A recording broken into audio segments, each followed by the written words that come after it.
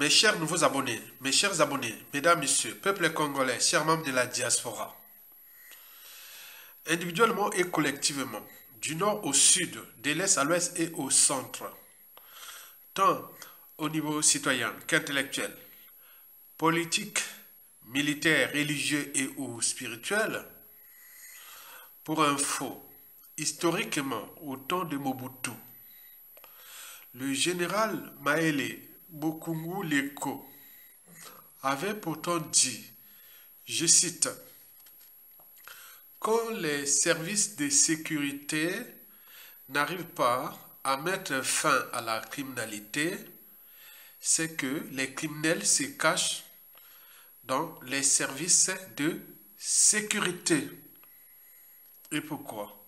Parce que dans toute organisation, qu'elle soit État, entreprise ou association, lorsqu'il y a un dysfonctionnement, c'est celui qui a la tête qui en est responsable. C'est pourquoi on dit que le poisson pourrit toujours par la tête. C'est la chaîne de responsabilité. Si vous mettez un criminel à la tête de votre pays, la suite est logique.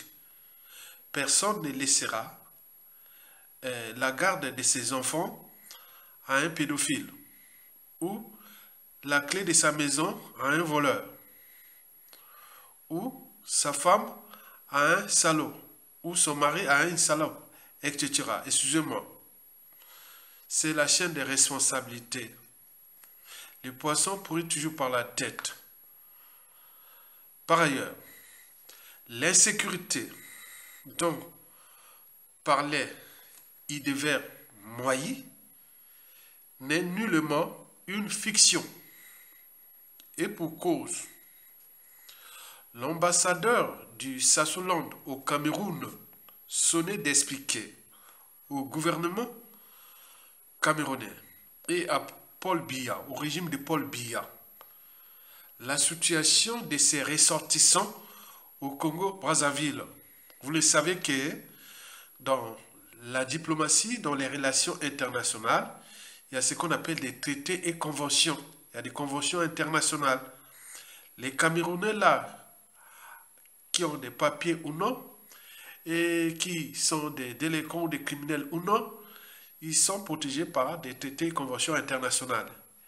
Et en plus, dans la zone CEMAC, communauté d'États d'Afrique centrale, des communautés des États, communauté d'États monétaires d'Afrique centrale, des choses comme ça, de la France-Afrique là, qui regroupe notre pays, le Congo-Brazzaville, le Gabon, le Cameroun, le Tchad, le Centrafrique, la Guinée équatoriale, et voilà. Donc il y a même un passeport de la CEMAC. Donc les Camerounais qui vivent au Congo-Brazzaville sont protégés. Et en plus, ce sont des Bantous, ce sont des vrais Bantous. Et nous, inversement, au Cameroun, c'est tiré par des traités. Donc, l'ambassadeur du Swaziland au Cameroun sonnait d'expliquer au gouvernement camerounais. Alors, allô, Thierry Mongala, un démenti, non? On attend un démenti. Allô, Colline Makosso, là aussi, c'était pour la culture du rissa? C'est tous les questionnements. Par ailleurs, mesdames, messieurs, peuple congolais, je vous informe que les rissins dont parle Denis Christophe Sassou Nguesso, c'est un poison hautement toxique. Sa toxicité est 6000 fois plus élevée que le cyanure.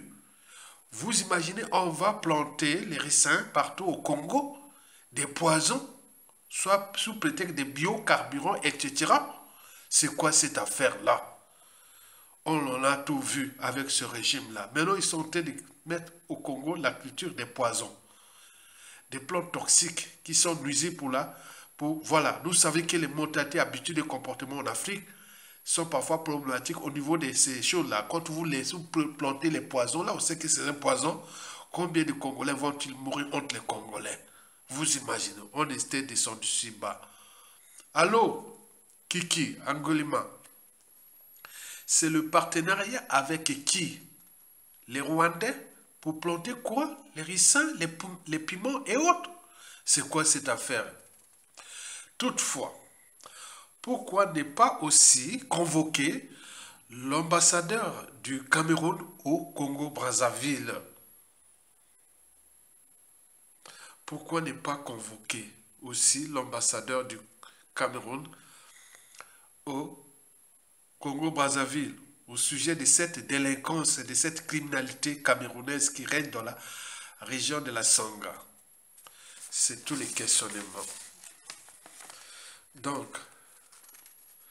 ce qui les intéresse, le régime, ce sont les soi-disant biens matériels saccagés par la population en colère contre les inégalités, l'injustice, l'insécurité et la criminalité. Quel manque de respect pour le peuple congolais.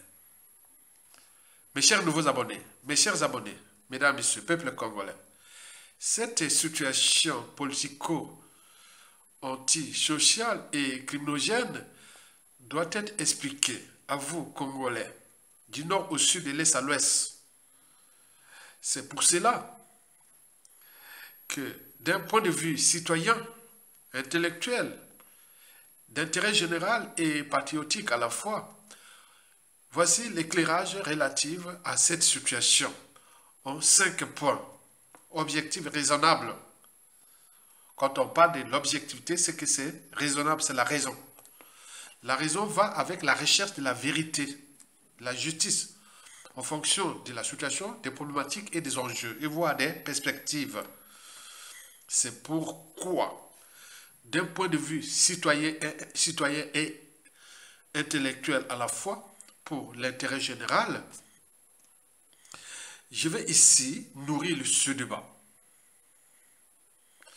Et ce débat sera nourri en 5 points d'éclairage citoyen. Le premier point sur 5 que je fais ici l'éclairage, il faut savoir que le pouvoir de Denis Sassou Nguesso exerce les pressions sur nous, peuple congolais. On est bien d'accord? Donc, il s'agit là des moyens de pression. Il faut savoir que pour connaître la nature ou comprendre la nature d'un régime, quel qu'il soit, il faut connaître d'une part ou d'un côté les pressions exercées sur les opposants et dissidents et de l'autre côté sur la population. Donc nous sommes là en présence des pressions que le régime de Brazzaville exerce sur la population. Ça, c'est un cas d'école des pressions que le régime exerce sur la population. Sur ce point, l'insécurité et la criminalité font d'ailleurs partie de ces moyens de pression que le régime de Brazzaville exerce sur la population. Maintenant, pourquoi faire? C'est tous les questionnements. Donc, il faut, vous, Congolais, s'affranchir déjà d'oser dire non à tous ceux et celles qui sèment l'amalgame géopolitique nord, sud, est, ouest. Non. Sassou, c'est un assassin, c'est un dictateur. Et quand il exerce des pressions sur tout le monde dans ce pays, que ce soit les opposants ou la population, c'est pareil. Le souci pour lui, c'est la conservation du pouvoir. C'est tout.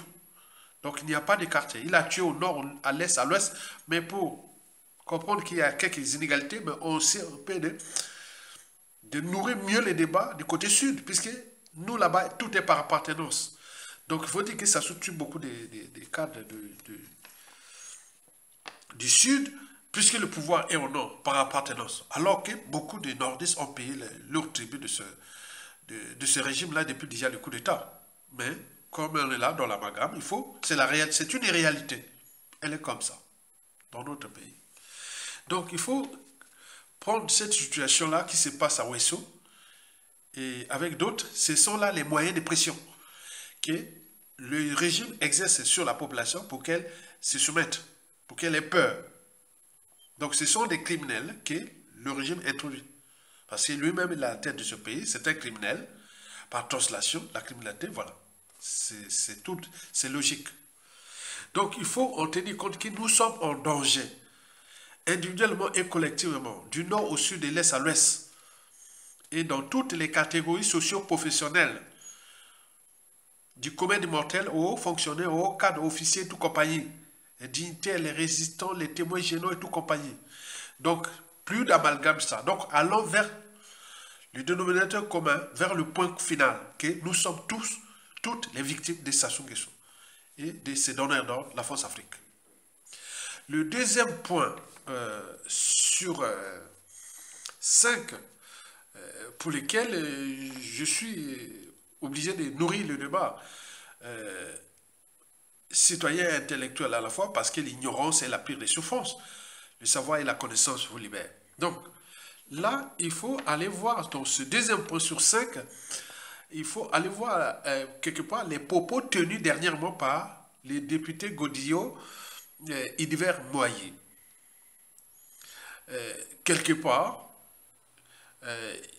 il a raison. Vous savez, mais historiquement, on a dit que, bon, sous Pascal Lissouba, ils avaient structuré, organisé les chaos, hein, les sécurités, tout ça, même au temps de la campagne présidentielle de Mokoko, ils ont organisé ça. Donc, on sait bien que cette insécurité-là est instrumentalisée, elle est organisée. Donc, ce n'est pas quelque chose de comme ça. Maintenant, le problème, c'est que bon, ben, c'est organisé pour quoi et pourquoi faire. C'est ça qu'il faut comprendre, parce qu'il faut aller analyser les moyens de pression. Ce sont là les moyens de pression, très bien. Mais ce que Idiver Moyer disait, que bon, ben, les sécurités au temps de Lissouba et ou pendant les présidentielles, c'était structuré organisé par les officines au service de Denis Sassou Nguesso. Et comme il n'a jamais changé de méthode, et donc ça continue. Donc il faut en tenir compte de ça. C'est la réalité qui est toujours vivante. Donc Sassou Nguesso agit toujours par procuration, par dédoublement. Donc ils ont des officines antisociales et criminelles qui organisent, qui structurent ça pour que les populations aient peur et autres pourquoi faire. Donc il faut voir maintenant pourquoi ils en font ça. Donc ça répond à des gens, à des situations, à des contextes, à des agendas, donc tout est programmé, ça sous-programme la gestion de la population congolaise et de ce pays-là, comme on gère des moutons ou des tours. Donc c'est comme ça, vous imaginez. Donc il faut en tenir compte de ça. Donc cet deuxième éclairage, deuxième point sur 5 là, est à nourrir les débats. Hein. Les débats, il faut les nourrir là, en tenant compte des propos tenus par divers moyens. Quelque part, ce fut quand même un lanceur d'alerte pour nous. Et que, bon, ben, son passé déjà criminel, mais également, on peut se retourner, voilà, c'est pas un imbécile. Il peut être certes con, il avait choisi le mal, mais il s'est ressaisi. Donc, il faut qu'il continue à alerter, à nourrir les débats dans ce sens-là pour que nous puissions avoir beaucoup plus d'éléments, de grilles d'analyse d'un point de vue intellectuel et politique de la situation. Donc là, Sassou Nguesso agit par procuration. Donc tous ces choses-là ne sont pas anonymes, ne sont pas arrivés comme ça. C'est programmé, c'est structuré, c'est organisé et managé. Pour qu'à tel jour, telle date, on va commettre un crime là-bas pour vous. Donc vous imaginez. Donc c'est ça qu'il faut en tenir compte de ce deuxième point d'éclairage-là, est très important. Et donc ce deuxième éclairage-là, cette insécurité, comme disait Idiver Moyer, est en fait pour quoi faire. Et sur ce point, je vais vous donner, comment on appelle ça, sur ce point, je vais vous donner les 10 stratégies, hein, je vais citer 6 stratégies utilisées en ce moment par Denis Sassou Nguesso à l'échelle de la Songa. Tout simplement pour la conservation du pouvoir et gérer petit à petit les Congolais aux perspectives de 2026, mars 2026, des présidentielles de 2026. En ce moment, Sassou est en difficulté. Donc, il a ses petites cuisines, ses stratégies criminelles et autres pour... voilà, donc vous imaginez. Donc, je vais vous donner 10 stratégies de la manipulation de masse. Donc on est là dans 6 stratégies qui sont déjà appliquées là, sur les 10 telles que décrites par Noam Chomsky. Donc je vais vous en citer 6 stratégies qui sont utilisées à Ouessant dans ce cadre-là, dans ce contexte-là, dans cette situation-là, et que les Congolais ne voient que du feu, que ça se passe quelque chose de crime à Ouessant et partout. Donc c'est structuré et organisé et managé depuis les officines qui travaillent pour le compte du dictateur. Parmi les 6 stratégies sur 10 utilisées ici, les stratégies de manipulation de masse, il y a la stratégie de la distraction. Est-ce que Sassou Nguesso ne serait-il pas là en train de distraire tout ce qui est de haute trahison relative à ce qui se passe dans la vente des terres congolaises et autres? Donc c'est ça. Donc au lieu d'aller chercher les Tutsis qui emmerdent l'Afrique centrale, il va maintenant s'attaquer aux Bantous, les Camerounais et autres jouer avec ça. Donc ça peut être une interprétation aussi. Donc la stratégie de la distraction est là à analyser en profondeur. La deuxième stratégie sur 6 sélectionnées ici, c'est créer des problèmes pour offrir des solutions. Et comme les problèmes qu'il crée sont mauvais, par translation, les solutions seront aussi mauvaises. Vous voyez quelle solution est utilisée là? Non, il n'y a rien. Simplement pour aller protéger les biens des dignitaires et couvrir plein de trucs comme ça. S'il n'y a rien, il n'y a pas de... la sécurité n'est pas rétablie à Ouessant. Rien du tout. Donc il faut en tenir qu'il crée toujours des problèmes et on cherche à offrir les solutions lui-même. Or, les problèmes qu'il crée sont mauvais et donc toute la suite est logique. La troisième stratégie employée à Ouessant, c'est faire appel à l'émotionnel plutôt qu'à la raison. Vous imaginez là, on a parlé des Tutsis qui nous emmerdent aujourd'hui parce que dans toute l'Afrique centrale, les Tutsis deviennent le souci des Bantous. Et là, il va créer un truc avec les Camerounais. Or, les Camerounais sont nos alliés. Ce sont des Bantous. Les Bantous commencent depuis le Nigeria. Les Tutsis ne sont pas des Bantous. Ce sont des tribus allochtones. C'est-à-dire allochtones étrangers introduites en Afrique centrale par les colons européens. Pour diviser là, de mieux diviser pour mieux voilà. Depuis ça. Mais les Bantous, ce sont des tribus autochtones. Camerounais, Gabonais, Congolais, Centrafricains et autres sont ceux dans tous les pays là d'Afrique centrale. Là. Donc, ce sont des Bantous, des hommes de forêt. Ce n'est pas des gens d'élevage qui ont envoyé là-bas pour revenir emmerder les Bantous chez eux. Non. Donc, vous devez protéger déjà les Camerounais par travers les traités, également par cette solidarité entre Bantous. Regardez bien un Camerounais avec un Congolais, parfois il n'y a pas de différence. Regardez bien, surtout dans les régions périphériques, les régions frontalières et autres. Ce sont les mêmes tribus. Et donc vous imaginez que ça cherche à diviser les Bantous. Donc c'est ça pour contourner, détourner ce qui se passe avec les Tutsis. C'est malin. Hein? Et donc tous les Bantous doivent signer avec le peuple congolais sur cette situation contre Sassou Nguesso devient l'ennemi des Bantous. Vous imaginez. Donc, là, Sassou Nguesso fait appel à l'émotionnel qu'à la réflexion. Et donc, vous devez en tenir compte de ça. Quatrième stratégie sur 6 utilisée ici, c'est remplacer la révolte par la culpabilité. Au lieu de s'attaquer au Sassou Nguesso et tout ce monde, maintenant on va attaquer aux pauvres Camerounais. Où 2 tiers sont de bonne moralité. Ils sont ceux eux. Et ce sont des villes frontalières et autres. Vous savez qu'historiquement, Ouessant, Ouessant, historiquement, c'était une ville camerounaise. Hein. Faisait partie de l'empire, comment on appelle la colonie camerounaise là, d'anglais. Quand il y avait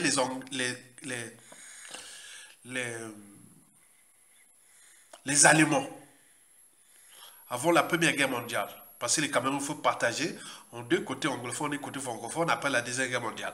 Mais avant la Deuxième Guerre mondiale, la Première Guerre mondiale, le Cameroun l'a pris, ça appartenait au...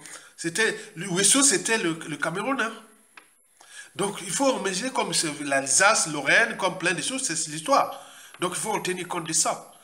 Mais que ce soit là, c'est le partage du blanc. Mais nous, ce sont des Bantous. Il n'y a rien à chercher. Donc, remplacer la révolte par la culpabilité. Donc, on s'attaque aux étrangers alors que les vrais soucis, ce sont les régimes-là et ces clans-là. Et ces gens-là qu'il faut chercher à les dégager. Trop, voilà, vous avez compris. Et la cinquième et l'avant-dernière stratégie sur 6 sélectionnées ici, c'est la stratégie de la dégradation. On laisse les gens dans la merde et on va attaquer les étrangers pour dire voilà. Donc c'est ça. Et enfin, la sixième stratégie, c'est la stratégie du différé. Il avait dit qu'il allait créer 100 000 emplois aux jeunes en 2024. Où sont les 100 000 emplois? Nous sommes déjà bientôt la moitié de l'année. Il n'y a même pas un seul créé. On a tout détruit. Mais c'est quoi cette affaire-là? Donc il faut en tenir compte de ça. Ce sont là les stratégies de conservation du pouvoir. Et qui s'utilisent à merveille.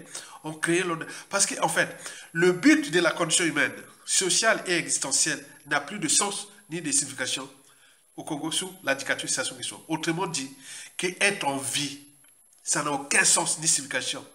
Être libre et digne, ça n'a aucun sens ni signification. Être humain, donc on vous traite comme des bas, comme des cafards. Donc c'est ça. Donc c'est dangereux ce qu'ils font là. Mais nous, là, ils cherchent à nous diviser avec les étrangers. Déjà, nous-mêmes, il nous a divisés en nord et sud, entre les tribus et autres. Maintenant, il veut maintenant diviser avec nos voisins. Un gars qui n'est même pas Bantou. Son papa, Polo Polo, Orlando dit tous les 10 fils du Congo, nous explique ça tous les jours. Son papa n'était pas Bantou, hein, ces gens venus d'Afrique de l'Ouest. Mais on ne va pas dire qu'on est aussi au racisme ou la xénophobie contre nos frères africains francophones ou n'importe. Voilà. Mais non, on ne doit pas rester xénophobe ni dans le racisme. Nous étions toujours un pays qui accueillait tout le monde. En Afrique centrale, c'est nous avec les Gabon. On est bien d'accord. Mais non, là, ça soit venu créer ces situations-là, vous imaginez. Et qui arrange qui? Ceux qui veulent occuper l'Afrique. L'Occident qui veut le diviser pour mieux pétiner encore l'Afrique. C'est ceux qui créent là. Voilà comment naissent les tensions entre les États, entre les tribus, entre les peuples, avec les pions de ces Occidentaux, dont Sassou Nguesso qui est le pion de la France-Afrique. C'est dangereux ce qu'ils ont été de faire là. Donc il faut comprendre ça. Et donc la stratégie du différé est là. Donc, quelque part, il devait moyer, je peux vous dire, s'il y a des circonstances, les circonstances atténuantes au moment venu, s'il continue avec ce même boulot jusqu'à la fin, il aura les circonstances atténuantes parce qu'il a déjà révélé beaucoup de choses qui étaient cachées. Et que Sassou Nguesso joue en coulisses contre nous, peuple congolais, sans que nous puissions prendre conscience du danger. Le troisième point sur 5 d'éclairage est celle de la mafia. Vous savez que les sources sont sûres et que, bon, ben, il y a du trafic d'organes. Il y a d'abord pour les rituels sataniques, diaboliques, Lucifer et autres, qu'on enlève les enfants, on enlève tout le monde. Attends, le Congolais lui-même est devenu comme... Attends, c'est pas possible. Vous avez vu les 570 corps enterrés à la va-vite du côté de Goma-Tchétché. Mais qu'est-ce qu'on en a fait de ces 570 corps? Et là, jusqu'à présent, on ne sait pas leur identité. Les trafics d'ossements. On a parlé d'Isidore Vouba qui est spécialiste des trafics d'ossements. Qu'est-ce qu'il fait? Parce que pour les cadavres, pour ceci, ça leur donne la puissance et la domination. Mais ce n'est pas ça. Ils tiennent ce pouvoir-là parce qu'ils ont les moyens de l'État, ils ont la France-Afrique et ils ont l'ordre mondial avec eux pour détruire l'Afrique à l'échelle du Congo. Sinon, sans ça, ça peut se retourner à tout instant et ils vont payer le prix. Donc, il faut en tenir compte de ça. On est là carrément dans la mafia criminelle, des trafics d'organes. La Sephora, dans la mer pleure là. Vous avez vu que, attends, c'est pas possible. Son corps a été mutilé. Trafic d'organes et tout compagnie. Vous imaginez combien ce commerce-là fonctionne au Congo depuis la nuit des temps, depuis que Sassou Nguesso est là. Donc on a perdu beaucoup. Ne sont pas que des Congolais, même les étrangers sont liés familiaux ou sociaux et autres, ils enlèvent, ils les tuent. Ils font des trafics. Hein. Et vous avez par exemple vu l'hôpital, le CHU de Brazzaville. l'ancien hôpital général que j'étais né. Mais vous voyez que même la morgue, elle est nickel, propre. Donc, il y a un investissement, même à mort de Pointe-Noire. Pendant ce temps, les hôpitaux sont dans la merde. Donc, il y a un marché. On leur parlait que le marché là passe qu'il y a beaucoup de hommes d'affaires marocains. On en vient tout le temps, les Marocains sont dans ce trafic-là. Et donc, c'est ça avec les réseaux nigériens. Le Nigeria, et tout ça qui travaille avec ce trafic d'organes humains, de tout ça.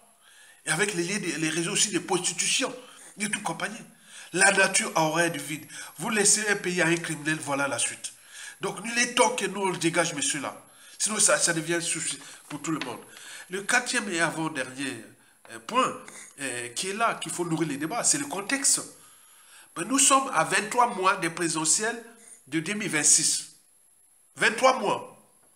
Le régime sait bien qu'il y a Okobi Salissa, Mokoko en prison, et il a fracassé tous les opposants, ils sont à l'étranger, d'autres sont là. Comment faire? Donc ils ont peur de ce qui arrive, puisque la France-Afrique doute déjà du clan, et donc ce qui s'est passé au Sénégal, et ce qui va peut-être autre, il y a la convergence des luttes, et tout ça, ils paniquent.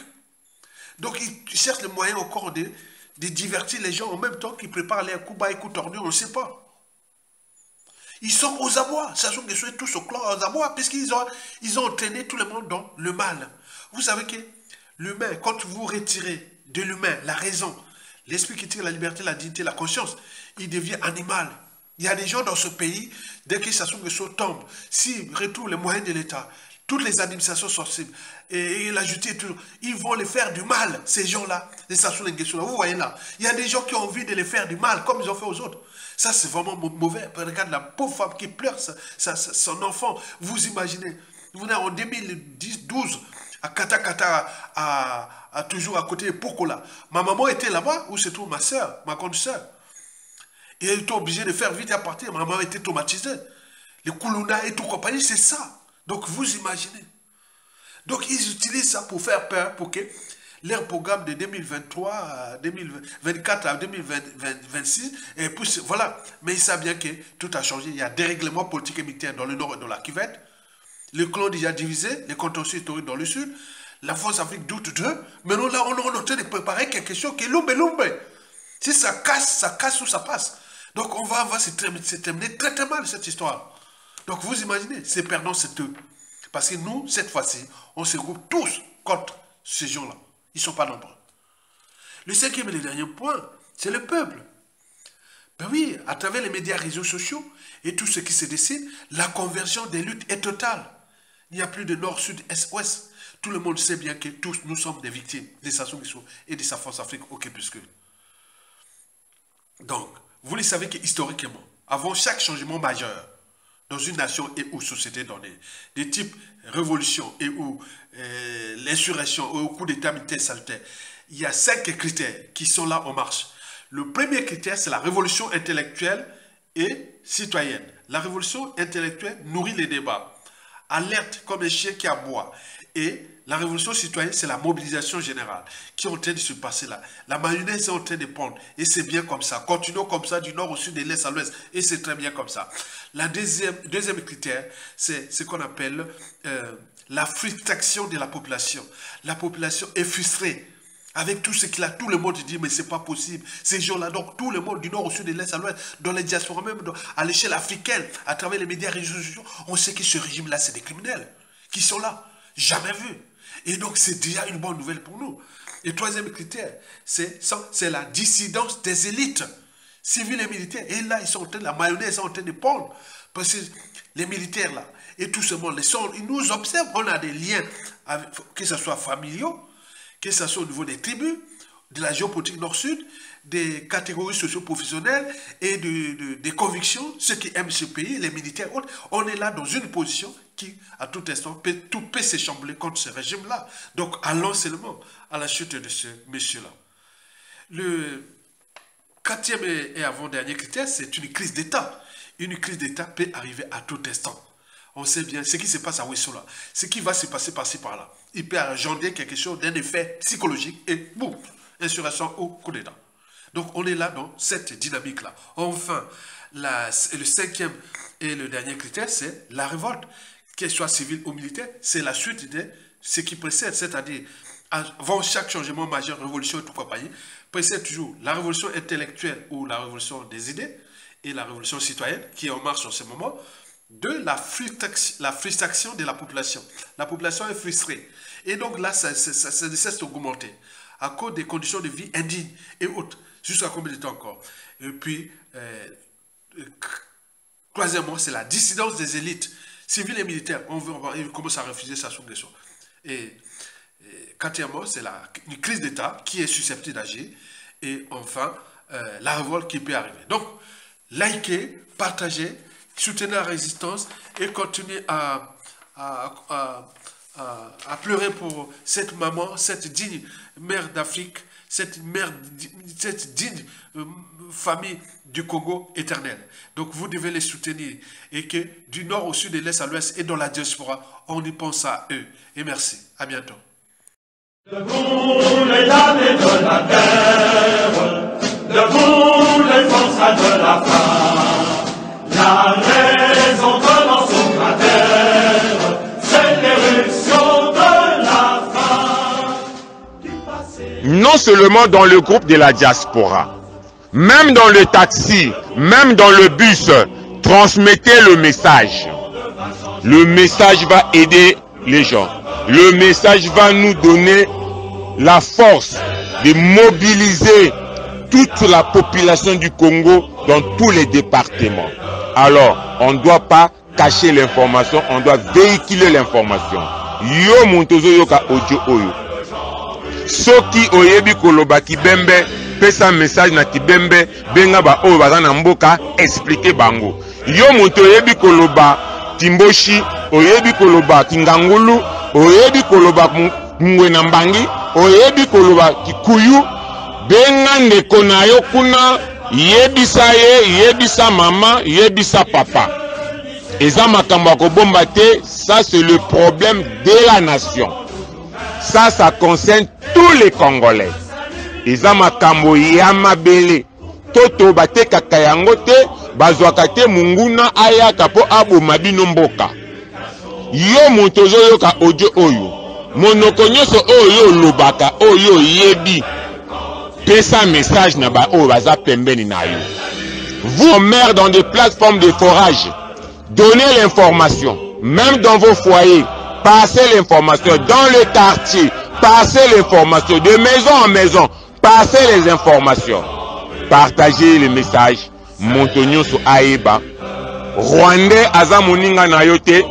Rwandais aza camarade na yote. Rwandais alobaka français te, alobaka anglais. Rwandais alobaka lingala te, alobaka kikongo te, alobaka monoko na bango ya ki Rwanda. Yo na ye ki camarade ezate. Soki ba pesi ye munduki kombo na ye oboma yo. Akopona te oyo aza moto à le nord, oyo a moto à Weso, oyo a moto à Infondo, oyo a moto à Pointe-Noire. Akopona te ayebi ke oyo aza congolais kombo na ngai kobomai. Alors tolingi eloko wana te ekomela biso na ba famille na biso na population na biso. Yango mwana mboka nyonso kote ozali makambo oyo ezo concerné yo. Ozala moto à le nord, maman papa ozana bana oyo baza ba fonctionnaire bazo sala na le sud. Ozala moto ya wapi ya le sud.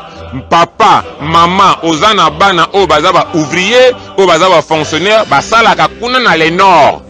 Po ezamboka na biso, to balana, to botana, to zalaka na mboka na biso na kimia. To kopesa chance na munguna te. Munguna ba Congolais, Sassou, Kiki, Colonel Makoso, Premier ministre, avec Kagame, avec leur clique de mafiosos qui sont là à détruire le pays, on va leur chasser. Nous n'accepterons plus jamais et au grand jamais que cela arrive encore au Congo. Une guerre sanglante d'où on va violer nos mamans, tuer nos soeurs, violer nos enfants, tuer nos parents, brûler nos maisons, casser nos maisons, détruire nos activités. Ça, on n'accepterait jamais et au grand jamais. La terre du Congo appartient aux Congolais. finale, nous pour nous et demain, l'international sera le genre humain, c'est la lutte finale, nous pour nous et demain,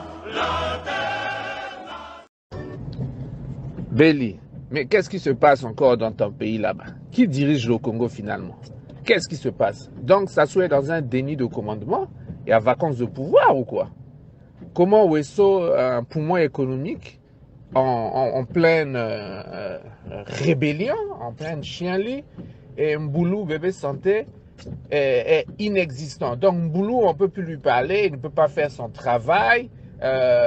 Au lycée technique, il y a la pagaille. C'est pas la faute de Mboulou. Il y a les barbecues humains. C'est pas la faute de Mboulou. Maintenant là, il y a la criminalité transfrontalière. Mboulou est absent. On a entendu ni Ingani, hein, puisqu'il y a une jeune fille qui a été, qui semble avoir perdu la vie, une jeune fille congolaise dans des conditions troubles.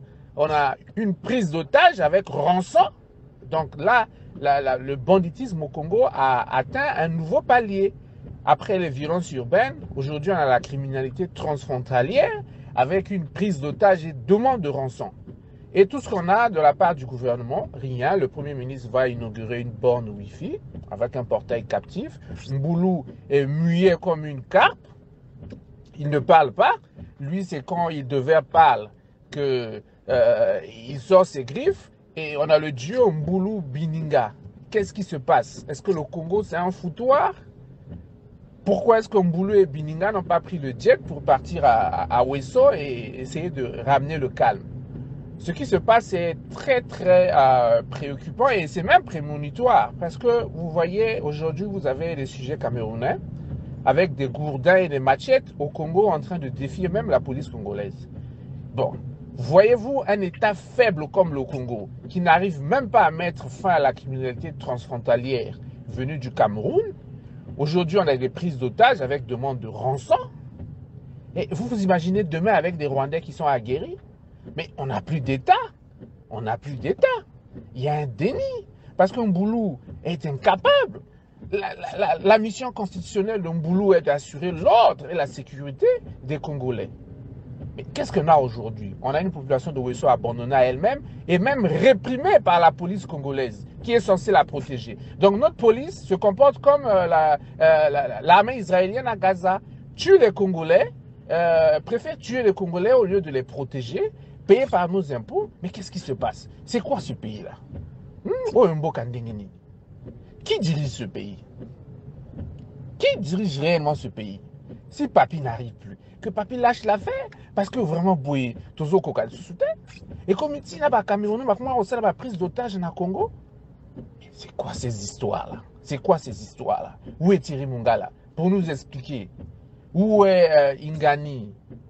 À sa télé, si nous autres tout à commis métis. Dans bon l'État.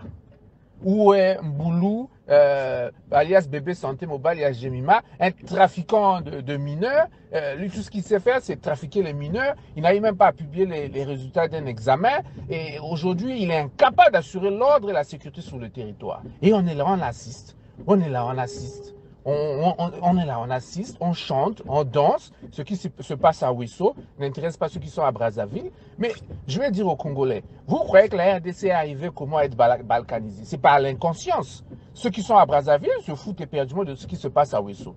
Mais vous allez finir comme la RDC, le Congo. Le Congo va être dépouillé, dépiécé en morceaux si on continue comme ça. Mboulou, visiblement, a un plan. Mettre ce pays en pièces.